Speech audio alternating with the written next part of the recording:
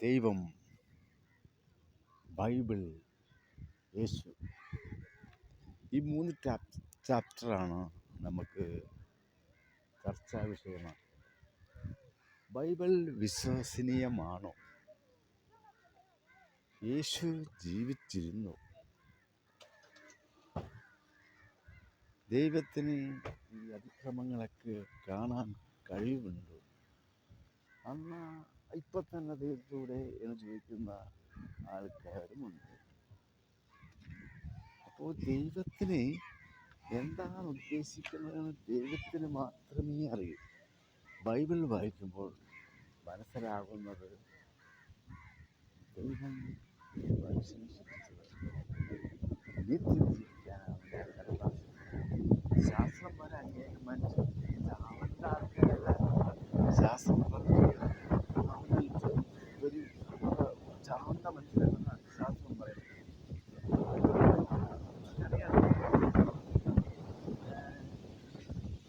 ശിവൻ ഉണ്ടായത്, അയ്യപ്പൻ ഉണ്ടായത്, കൃഷ്ണൻ ഉണ്ടായത്, ഇതൊന്നും വലിച്ചു കീറാൻ ഞാൻ ആഗ്രഹിക്കുന്നില്ല. എനിക്ക് പറയുന്ന കാര്യം ബൈബിൾ വിശ്വസിക്കുന്നു. ബൈബിൾ ആരാണ് എഴുതിയത്?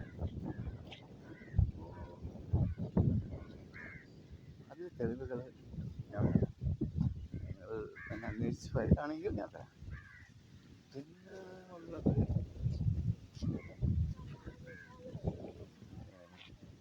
കല്യാണം എന്ന് പറഞ്ഞാൽ ഒരു ട്രെയിനിങ് പോയിട്ട്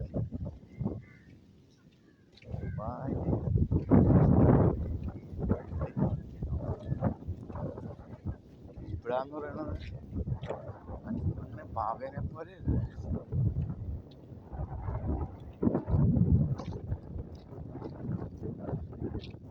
പ്രശ്നങ്ങളുണ്ടാവും. അത് പറഞ്ഞ് രമ്യപ്പെടണം. തെറ്റ് ചെയ്തിട്ടുണ്ട്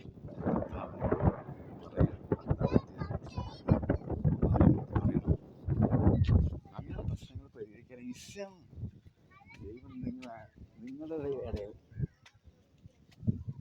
എത്തിച്ചേരും. നിങ്ങളുടെ പ്രശ്നങ്ങൾക്ക് എന്ത് ചെയ്യണം?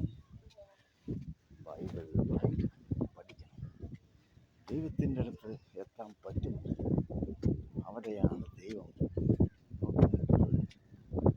നമുക്കൊരു ബന്ധമായ നമ്മൾ ആഗ്രഹിക്കുന്നുണ്ട് അവൻ നന്നായിട്ട് വളർത്തണം, വിദ്യാഭ്യാസം